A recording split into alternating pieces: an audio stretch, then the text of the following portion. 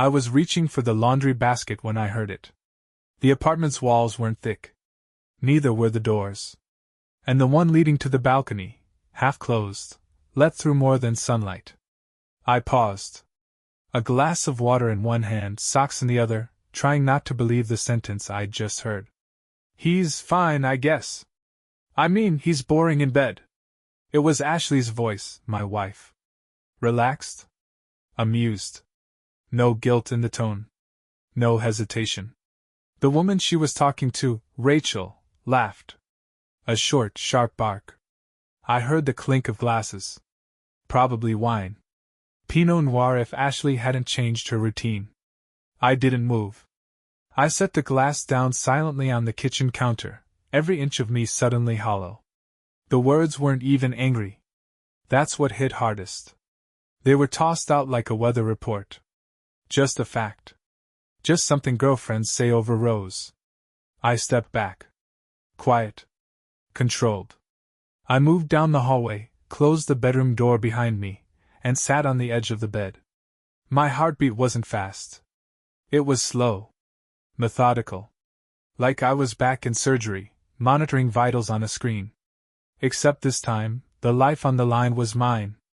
Let me rewind. My name is Travis Wolfe. I'm 36. An orthopedic surgeon at a private clinic in Denver. I'd been married to Ashley for 6 years. No kids, not for lack of trying. Our schedules made that difficult, and somewhere along the way, we stopped pushing. She's 34, works in HR for a finance firm downtown.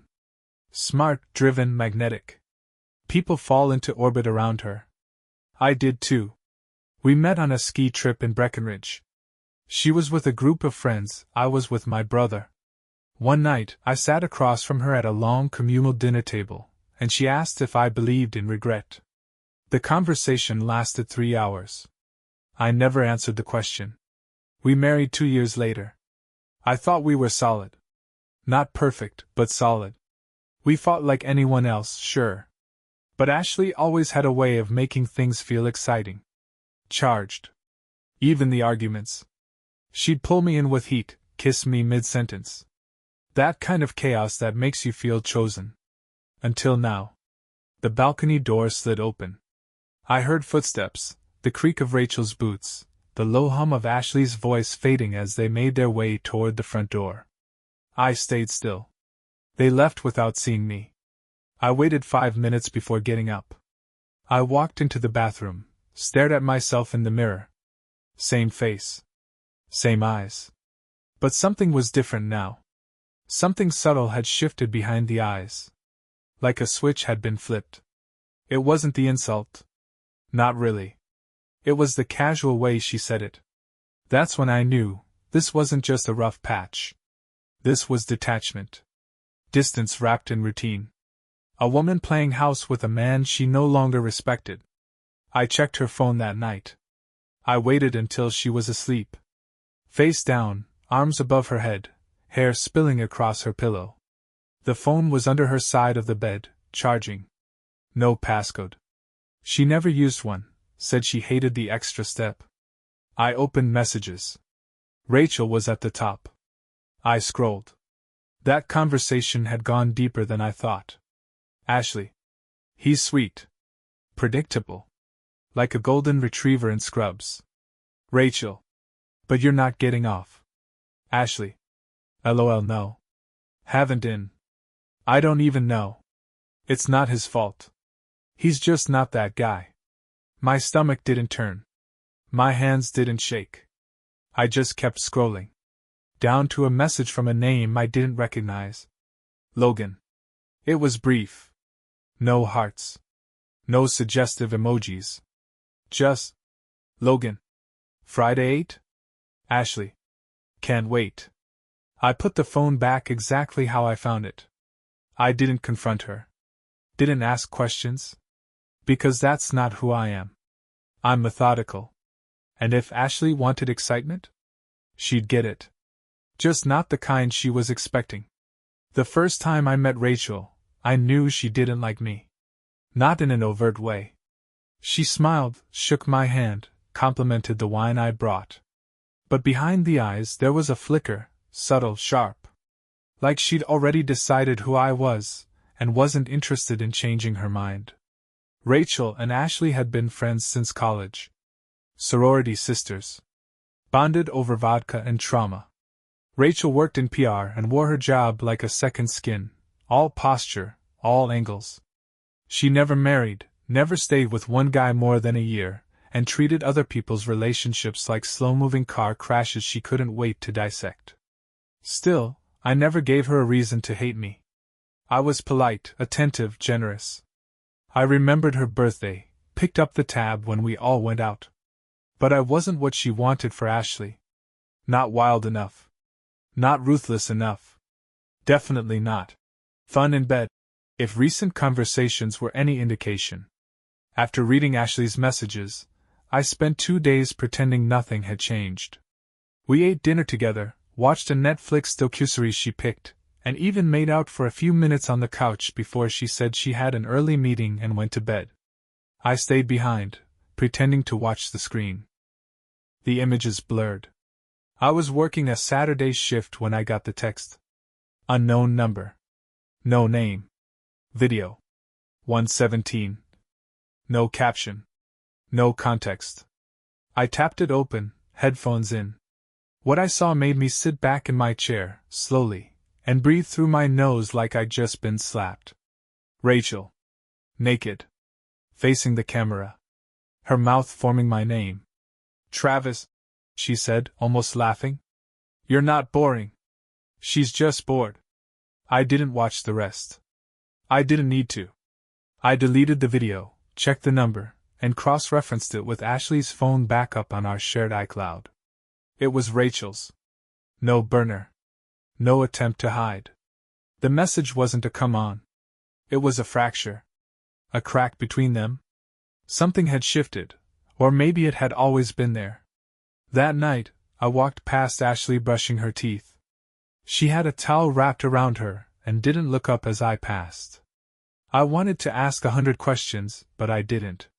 I just memorized her expression. Neutral. Routine. The next day, Rachel texted again. Rachel. You're not stupid. I figured you knew. She talks about Logan like he's a drug. She's going to blow it all up, Travis. I didn't respond. I archived the message, flagged the number, saved the video to an encrypted USB drive I kept in my office safe. I didn't want revenge. Not yet. I wanted clarity. And Rachel, intentionally or not, had given me a crack of light. So I invited her to coffee. Neutral territory. Sunday morning. A boutique cafe Ashley hated. Rachel showed up 10 minutes late, sunglasses on, hair tied in a high, careless knot. She sat down, sipped her iced latte, and didn't say a word. I waited. Then finally asked, "Why send me that?" She tilted her head. "Why not? You're her best friend." Rachel shrugged. "We haven't been friends in a long time. Ashley plays people. Always has. I just stopped caring enough to pretend." Silence settled between us like dust. She continued, "She's not going to stop with Logan. There'll be another. There always is."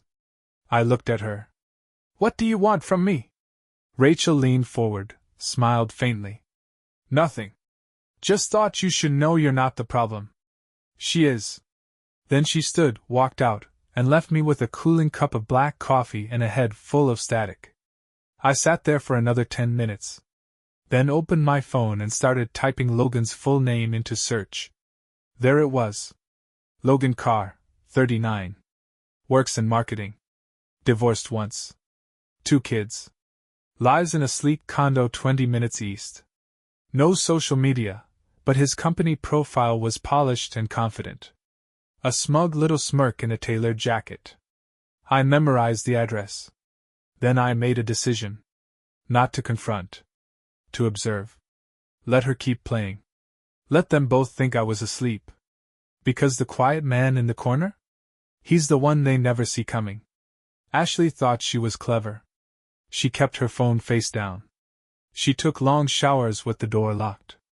She claimed meetings on weekends, dressed a little too sharply for team strategy calls. I didn't challenge any of it. Instead, I started keeping records. Everything I needed came from silence. Quiet days when she left early, nights when she came home late. I tracked it all: dates, times, outfits, moods. The small stuff no one notices until they stitch it together like thread through bone. I moved cash into a separate account under a shell LLC I'd quietly set up 2 years back, originally meant for a side investment. I wasn't going to burn down my life for vengeance, but I wasn't going to let her walk away clean either. The funny thing about betrayal, once you see it, you start recognizing its fingerprints everywhere. Every pause in her voice. Every slight deflection. And all of it pointed toward Logan. Logan Carr. I'd learned a lot about him. He lived in a penthouse rental on the 6th floor of a mid-tier luxury complex. Drove a leased Audi Q8. Paid child support but not alimony. Judging by the late-night Venmo charges and restaurant check-ins I found through a scraped LinkedIn connection, he was living well beyond his actual income. Classic debt juggler. Charming. Flashy. Dangerous, not because of what he could do, but because of what he couldn't sustain. Ashley had always chased energy. Movement. People with loud laughter and shiny attention spans. Logan was a perfect dopamine hit. Fast, dumb, doomed. On Friday, I told her I had a medical conference in Boulder. She didn't ask for details. Didn't even look up from her email. Drive safe, she mumbled. Don't forget your badge this time. I kissed the top of her head and left. I didn't go to Boulder. I went to Logan's building. I parked across the street. Sat in the car. Watched. Waited. At 6:47 p.m., Ashley arrived. Hair curled. Dark jeans. Heels I hadn't seen in over a year. She buzzed in. He answered. I didn't follow her in. I didn't need to. Instead, I called an old friend from med school, Julian, who now ran a high-end private investigation firm. I wired him $2,000 as a deposit. Told him exactly what I needed. Discreet surveillance. I want to know how often, how long, and who else. Julian didn't ask questions. You'll have footage and timestamps by Monday, he said. That night I went back home. Ashley wouldn't return until late, if at all. I made dinner. Ate alone. Washed the dishes. Then sat in our shared home office and opened my laptop. I started writing my letter of resignation. Not from the hospital. From the marriage. But I wasn't going to send it yet. Because resignation isn't surrender. It's strategy. And there was one more thing I needed before I pulled the pin. Evidence was easy. But leverage? Leverage had to be built. Ashley came home Sunday evening. Hair a little damp from a spa day. Makeup freshly wiped but not washed. She was wearing a sweatshirt from college she hadn't touched in months, soft, nostalgic camouflage. I was sitting on the couch when she walked in. No TV, no music, no lights. Just silence and me, scrolling through an old photo album on my tablet. A trip we took to Tulum 3 years ago. Beaches. Cocktails. Sunburns. Smiles that looked real at the time. She flinched when she saw what was on the screen. God, we look like babies, she said, dropping her keys. Her tone was breezy, but her eyes were already calculating. Remember that trip? I nodded. Yeah. You almost drowned trying to body surf. She laughed too loud. I was fine. You were the one who panicked. I didn't correct her. Let her revise it. Let her scrub the memory clean. She crossed the room, kissed me on the cheek, then moved toward the bedroom. I watched her walk away. Watched the way her hand hovered near her phone as she passed the charger. At 11:23 p.m., while she was in the shower, a notification lit up her screen. Logan. You're still wearing it, aren't you? I didn't touch the phone. I didn't need to anymore. Julian had access to her call logs, her location history, even the camera on her backup iPad, which she'd synced out of convenience and forgotten about entirely. I was getting everything in real time now, angles even she didn't know existed. She came out of the bathroom 20 minutes later, wrapped in a robe, smelling like eucalyptus. I was in bed, pretending to read. She curled up beside me. "What are you reading?" I held up the cover. "Thinking, Fast and Slow. Daniel Kahneman." She raised an eyebrow. "Still trying to fix the world?" I smiled thinly. "Trying to understand it." She fell asleep quickly, her breath soft and shallow. I didn't sleep. Instead, I checked the footage Julian had sent. Time-stamped, annotated. Ashley entering Logan's building. Elevator ride. The door opening on the 6th floor. Then, the moment she steps inside. He greets her. But there's someone else. A woman. Late 20s. Brunette. Wearing Logan's hoodie. She doesn't flinch when Ashley enters. In fact, she greets her. No tension. No confusion. They know each other. That was the first twist. Ashley wasn't just sleeping with Logan. She was part of a loop. A circuit. I watched the three of them disappear into the apartment. The door shut. The camera held for 2 minutes. No movement. Then Julian cut the feed. The woman's name was Zoe. I'd learned that the next day. But what mattered was this. Ashley hadn't lied to protect me. She'd lied to protect a secret bigger than infidelity. I was no longer dealing with a cheating wife. I was dealing with a compartmentalized double life. The kind that unravels everything it touches. Ashley sat across from me at breakfast the next morning, swirling yogurt with the back of her spoon like it owed her an apology. The air between us was tight. Measured. She asked how the conference in Boulder went. I said it was fine. Long, boring. She didn't press. I watched her carefully, how she avoided eye contact, how her phone stayed angled away from the table, screen brightness turned all the way down. She was trying not to trip over lies, but the effort made her clumsy in other places. Her sentences were too tidy. Her laughter a beat too fast. The phone buzzed once, then twice. She ignored it. "Work stuff," she said without looking. I nodded. "Mondays are brutal." She stood, rinsed her bowl, kissed the top of my head, and left. I waited until I heard the elevator chime before I pulled out my own phone and texted Julian. "Me. Anything on Zoe?" He replied in under a minute. Julian. Full name, Zoe Larrabee. Age 28. Interior design assistant. Used to work for Carr's ex-wife. Fired last year. Guess who gave her a consulting job after that? I didn't need to guess. Julian continued. Julian. Found this. Watched to the end. It was a short clip from a private Instagram story, Zoe and Ashley clinking wine glasses in Logan's apartment. Zoe says, "To breaking rules," and Ashley laughs, "To not getting caught." They toast. End clip. I stared at the image of them paused mid-cheer. Two women, confident and careless. Not caught, not even close. Ashley had always hated being boring. She used to say stability was a disguise people wore before they started dying inside. Now I saw what she meant. This wasn't about love. Not about Logan. Not even about sex. This was Ashley trying to feel anything. I didn't flinch. I didn't rage. I printed the photo. Put it in a plain white envelope. No note. No signature. Then I mailed it, not to Ashley. To Logan's ex-wife. It took me less than 5 minutes to find her. Amanda Carr, primary custodian of their 2 kids. PTA vice chair. Her address listed on a public county directory for school district mailings. I wanted her to know. Not because I cared about her life. But because every structure Ashley had built outside our marriage, every secret corner she thought was safe, needed pressure applied. Real pressure. Domestic. Legal. I wanted Logan busy with problems he couldn't seduce his way out of. That night I played my role.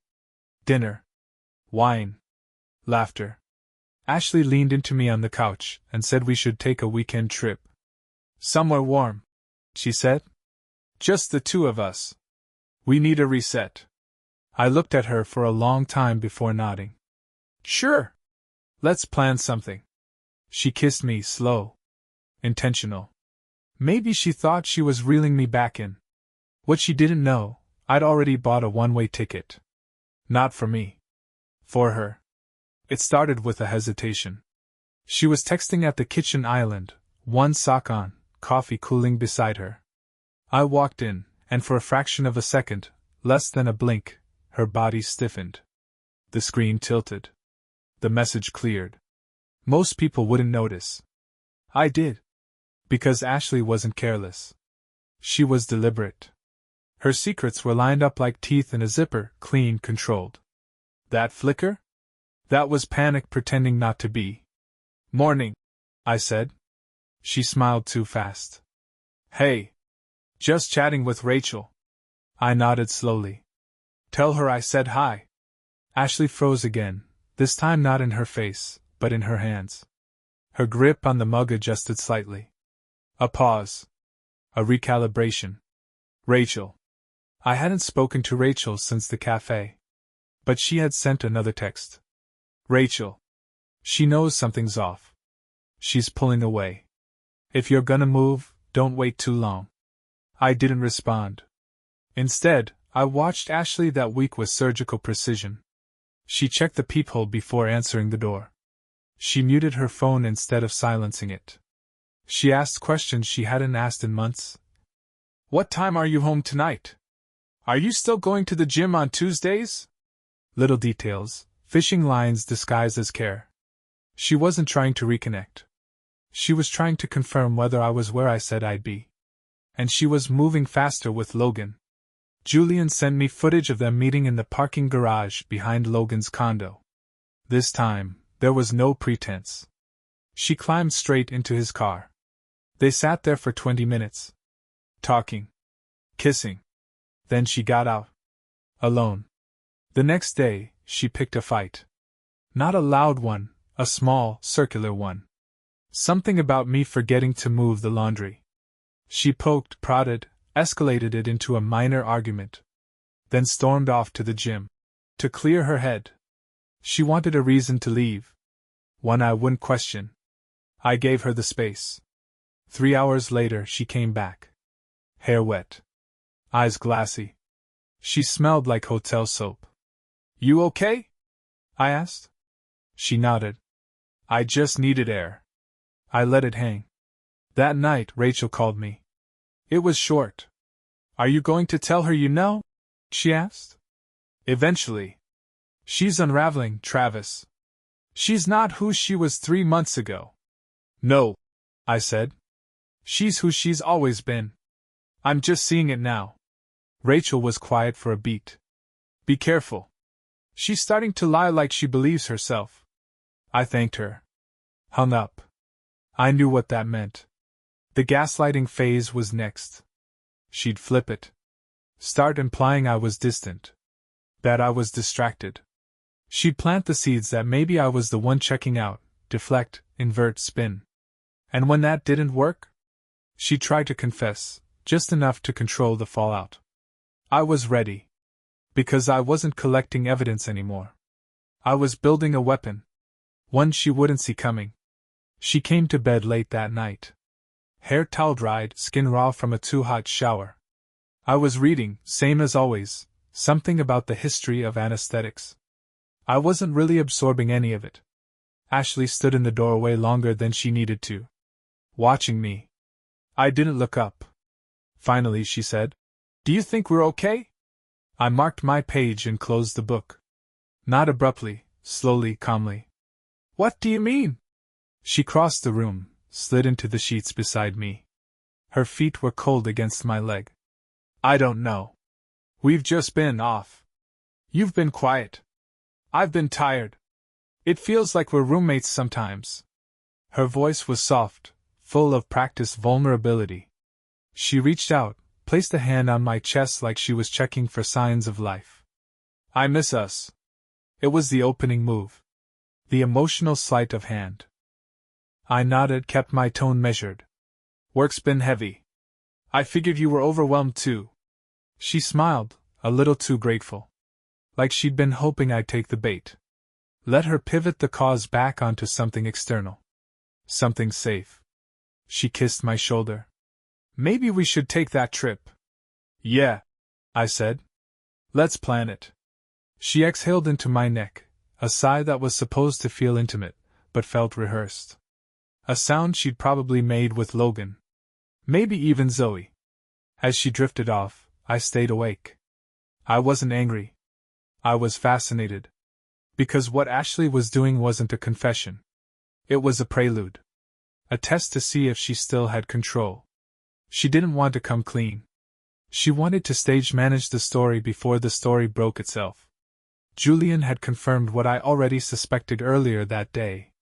Logan had received a letter from his ex-wife's lawyer. An official warning? Something about exposure to inappropriate individuals and custodial review. Logan's kids were now under a temporary visitation hold. He was unraveling. And Ashley didn't know it yet. The next morning, she left a note on the counter. A post-it in her handwriting. Let's talk tonight. I want to be honest. I stared at the words. She wasn't ready to confess. She was preparing to cure it. To admit enough to look brave. But not enough to lose anything important. She still thought she had time. She still thought she was managing this. That night, she came home with wine. Cooked pasta. Set the table with candles, the kind of thing she used to do on anniversaries.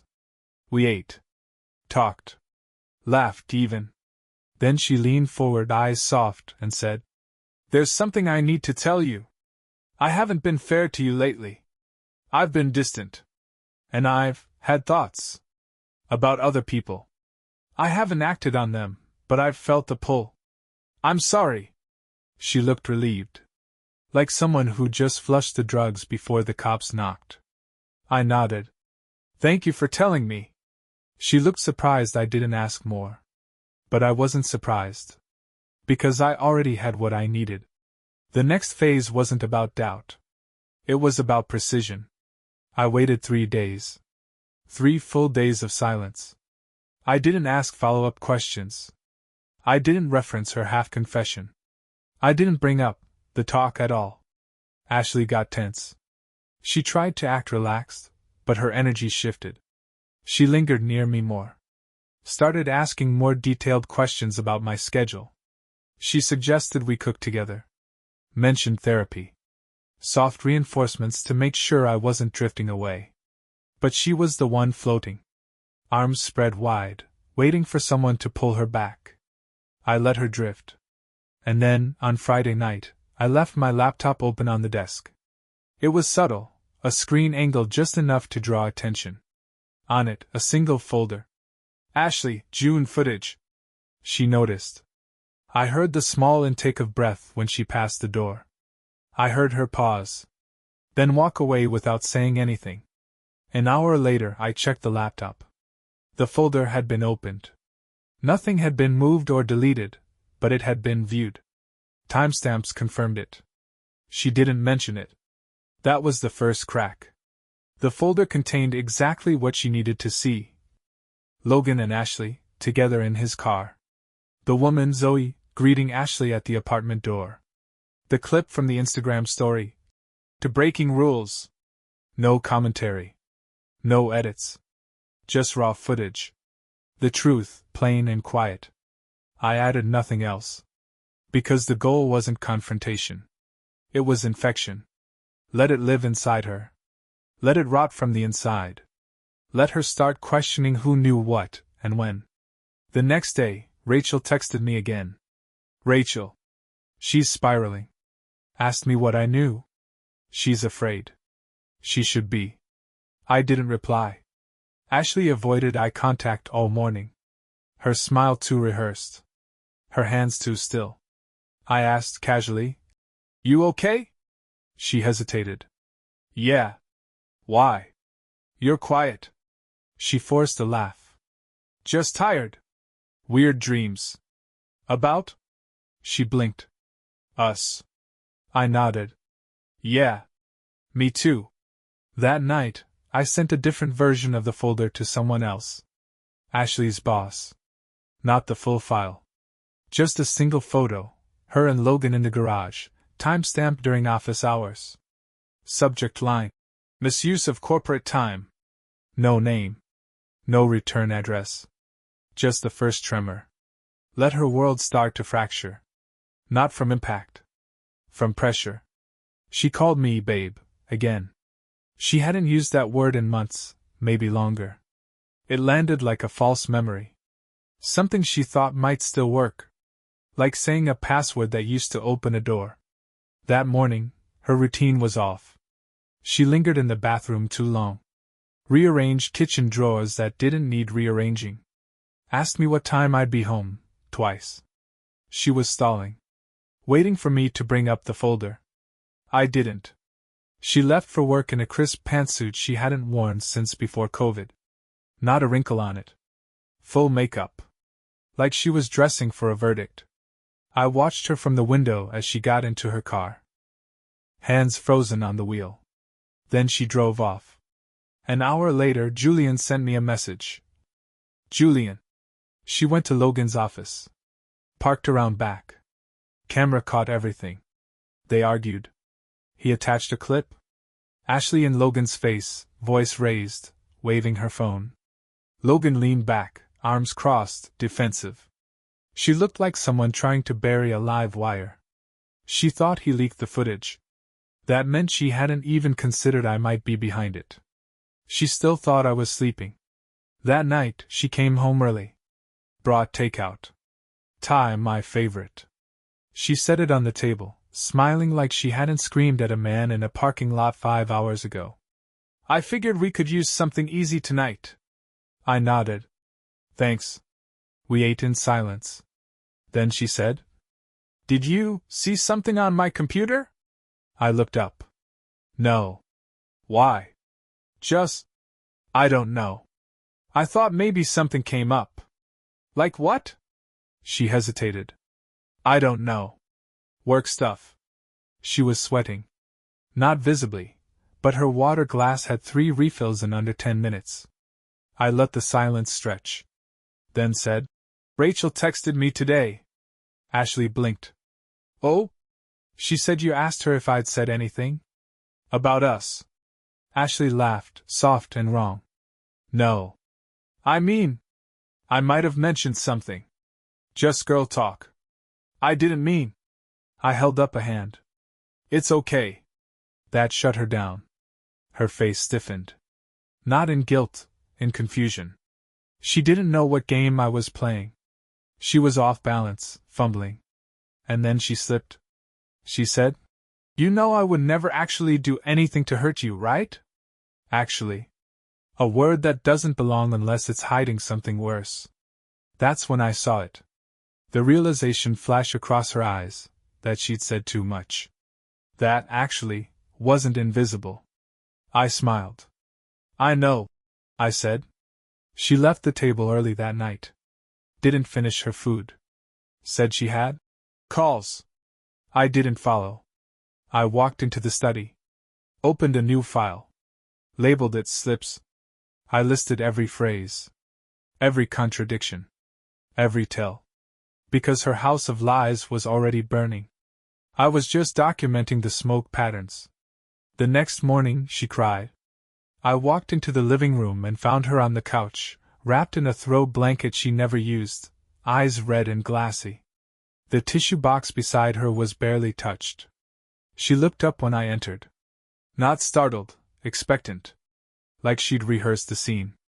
I had a panic attack last night, she said. I didn't want to wake you.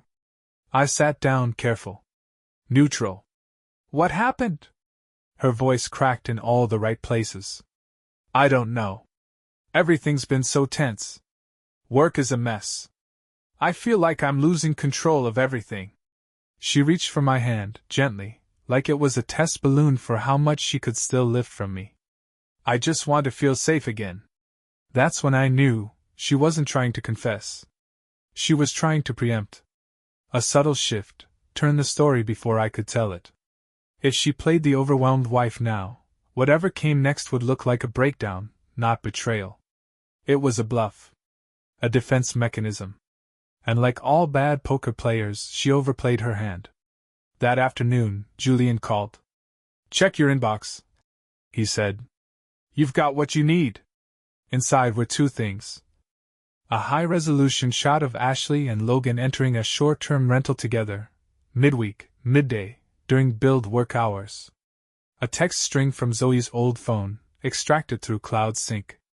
Ashley to Zoe, 2 months ago. Ashley. Travis is too careful. If I file, he'll keep everything locked up.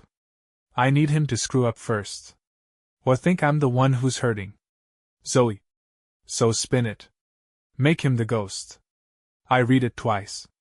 Then I forwarded the message thread and photo to my attorney with a single note. Custody block plus asset shield. Begin today. We didn't have kids, but we did have investments. Retirement accounts. Real estate in escrow. And a prenup with behavioral clauses that were now, officially, violated. Ashley was in the kitchen when I came out of the study. She turned eyes hopeful. "Do you want to talk?" I looked at her like I hadn't seen her in years. Like I was looking through her. "Not yet," I said. She swallowed hard. "Okay." She thought she still had time. That night, Rachel texted again. "Rachel. She's losing grip. She asked me if you were having an affair." I stared at the screen. Then typed. "Me. Tell her yes. Tell her it's someone from work. Tell her I'm happy." Rachel. "Why?" Me. "Because if she thinks she's lost me, she'll panic. And people in panic forget to cover their tracks." It came through at 3:14 a.m. Julian's final file drop. Encrypted. Timestamped. Labeled. May 26th, internal audio/apartment unit 608. He placed a directional mic near Logan's rental weeks earlier. Legal, thanks to consent from the building owner, who happened to be Julian's client. I sat in the dark, alone, headphones on, listening to what would end it. Ashley's voice came first, sharp, low. "I'm serious, Logan. He's pulling away. He's got something planned." "Logan. Then why are you still sleeping next to him?" A pause. "Ashley. Because if he leaves before I do, I lose the split. The prenup's garbage if I file first, but if he does, and if I can show he's cheating." "Logan. You really think he is?" "Ashley. I don't care. I'll make it look like he is." She laughed. Not hysterical. Not cruel. Calm. Casual. Practiced. I saved the file twice. One on the secure drive. One on a physical SD card that I sealed in a labeled envelope. Custodial evidence. Emergency use only. I slept for 3 hours.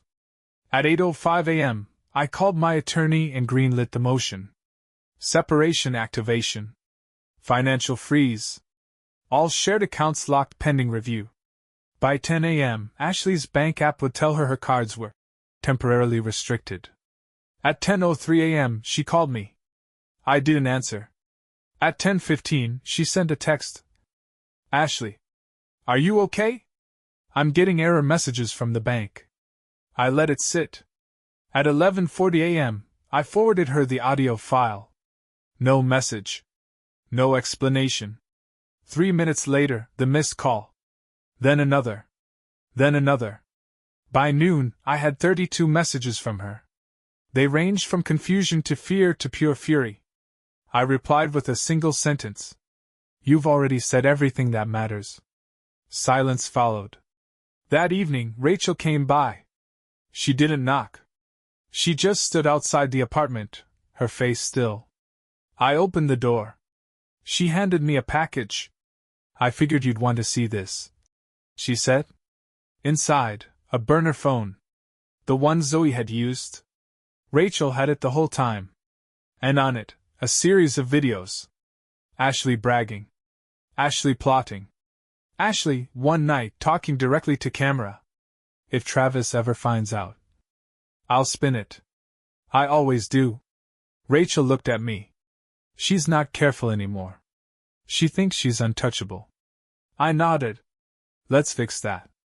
I chose the gallery event. Ashley's firm was co-hosting a networking mixer with a local arts nonprofit. Wine, sculptures, PR handshakes. She would be in charge of introductions. On stage. Centered. Perfect.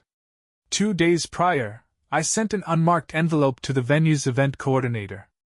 Inside, a USB drive, instructions, and a prepaid phone number. The file was labeled Ashley Wolf, private interview. The instructions were clear. Play the file at 8 p.m. sharp, just after opening remarks. Offer no explanation. The prepaid phone was for emergencies only. They didn't call. That Friday night, Ashley dressed in navy. Diamond studs. Nude heels. She looked polished, flawless, really. She kissed my cheek before leaving. Wish me luck. I did. She left at 6:30. I followed at 7:10, separately, quietly. I parked a block away. Entered through the side. The gallery was packed. White walls. Polished wood floors. Hors d'oeuvres gliding past on trays. I didn't approach anyone. I didn't even make eye contact. I stood near the back, behind a half wall of sculpture pedestals. Close enough to watch. Far enough to be invisible. At 7:59, the lights dipped. Ashley walked on stage with the executive director. She smiled, hands folded, ready to give her carefully practiced speech. The screen behind her flickered. Not the brand montage she cued. Instead, a freeze frame of her face. A private apartment. Home lighting. Hair pulled back. Casual. Too casual. Her voice filled the room, projected by speakers hidden in the gallery ceiling. Ashley recorded. If Travis ever finds out, I'll spin it. I always do. The room froze. On screen, Ashley laughed. Then came Logan's voice. Then hers again. Phrases. Intentions. Strategy. The sound wasn't loud. It didn't need to be. The silence did the rest. Ashley turned toward the screen slowly. She didn't move. Didn't try to speak. Then, a tremble in her jaw. A stumble back.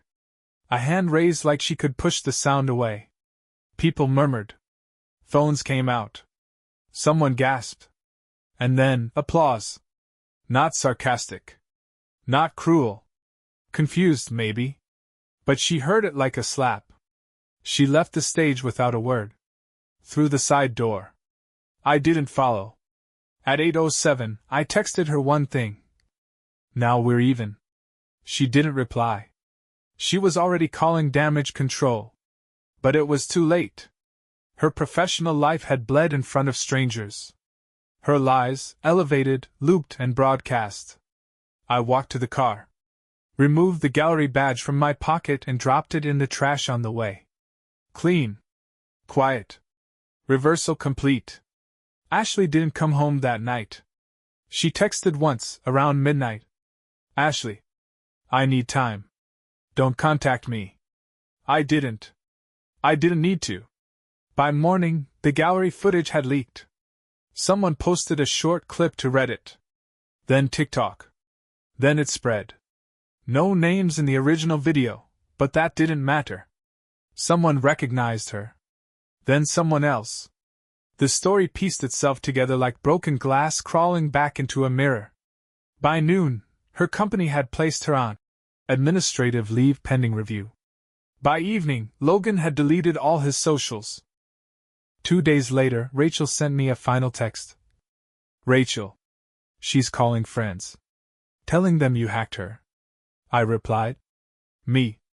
Doesn't matter. I'm not fighting her. I'm exiting. Because I'd already filed. My attorney delivered the divorce papers that morning. Served through official channels. Included were a full asset freeze with documented breach of fidelity clause. A motion to reclaim 100% equity in the home due to contract violation. A countersuit citing reputational damage from defamatory intention, based on Zoe's texts. She didn't respond directly. But I knew when she read them. The shared calendar she forgot to disconnect updated. Meeting, Wolf vs. Wolf Preliminary Review, 10 a.m. Monday. Her name. No title. No alias. I had removed her permissions. She was now a guest. At 6:23 p.m. that Sunday, she finally showed up at the apartment. Same heels. No makeup. Pale. Her eyes were swollen, but dry. Like she was too drained to cry. She didn't come in. She stood in the hallway. I opened the door and waited. I didn't want it to end like this, she said. I didn't answer. She tried again. You could have talked to me. I did, I said. For years. Her voice cracked. It wasn't real. I was trying to protect us. No, I said calm. You were trying to protect your version of the story. You only loved me when I was listening. Not when I started seeing. She reached for something to say, some final performance. I stepped back. This place is mine now, I said. The door closes in 5 seconds. She didn't move. I shut it. Locked it. Listened to the silence for 10 more seconds. Then walked away. Monday arrived like a verdict. Ashley didn't show for the court filing review. Her attorney requested a delay. My side denied it. The judge approved our motion in full. The apartment, mine. The joint savings, divided 80/20. The investment account, frozen until the investigation into Ashley's misuse of funds through Logan's consulting work concluded. She was no longer fighting. She was flailing. By Thursday, Logan was served too. A cease and desist, plus preliminary fraud inquiry, courtesy of Rachel, who sent anonymous documentation to the IRS showing Logan had claimed design consulting deductions for payments made to Zoe. Payments linked to Ashley's card. I didn't ask her to do that. But I didn't stop her either. Julian cleaned the last piece. He scrubbed the footage from every traceable source. It still lived, backed up in encrypted drives. Legal exhibits now. But online, gone. A smear that had served its purpose and disappeared like a surgical scar. Ashley's parents called once. Left a voicemail. Calm, clipped. We didn't raise her this way. We hope you find peace. I didn't reply. Because it wasn't about peace. It was about structure. Quiet closure. No mess. No begging. No relapses. Ashley sent one final email. Subject. You win. Body. I don't even know who I am anymore. I hope you sleep well. I didn't respond. Because this wasn't a war. It was an audit. And the numbers had been off for a long time. That week, I met with HR at the clinic. I reinstated my position, on my terms. 2 days per week. Limited surgeries. Full control over my caseload. They agreed. I left the office, stopped by the lake on the drive home, and deleted every file labeled with her name. Not because I forgave her. But because she no longer mattered. The apartment is quiet now. No perfume in the hallway. No second toothbrush. The mirror doesn't fog up with her name etched into it anymore. Just glass, clear and unclaimed. I boxed the last of her things 2 weeks ago. Left them at a storage unit downtown. Sent the code to her attorney. No response. The couch still has the faint shape where she used to curl up during storms, pretending to read while watching the window like it owed her something. Funny how fast a home becomes a stage once the actor forgets her lines. Rachel disappeared after the fallout. No dramatic exit. Just silence, the respectful kind. She'd done what she came to do. Burned her end of the bridge. Let the ashes fall where they wanted. Logan's company filed for voluntary closure. Zoe moved out of the state. Word was she took a job somewhere in Phoenix. Or maybe Dallas. Doesn't matter. That version of her, the sidekick, the shadow, didn't survive the spotlight. Ashley signed the final paperwork without contest. No alimony. No appeals. No last-minute speeches. Just a signature, small and tense. My attorney sent me the confirmation at 3:17 p.m. last Friday. Divorce finalized. That night, I sat in the living room, alone, barefoot, nothing on but the streetlights spilling through the blinds. No music. No wine. No closure playlist. Just space. It wasn't peace. It was something harder. Balance. The kind that doesn't smile. The kind that doesn't need to. I got a text an hour later from a number I didn't recognize. It said, "You were never boring." No name. But I didn't need one. I smiled, not because I needed the compliment, but because it proved what I'd known all along. She was lying. About me. About everything. And now, finally, the only thing she had left to twist was silence. And even that, she no longer owned.